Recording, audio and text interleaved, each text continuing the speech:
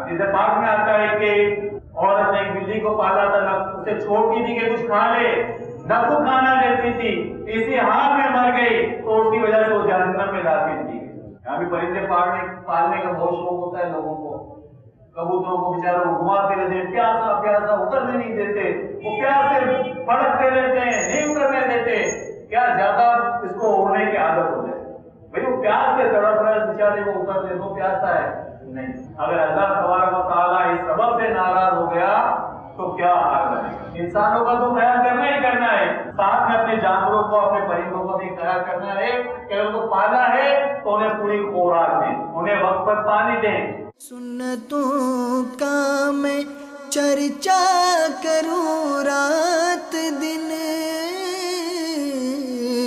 ہوا تا ایسا جذبہ پائے چار یار،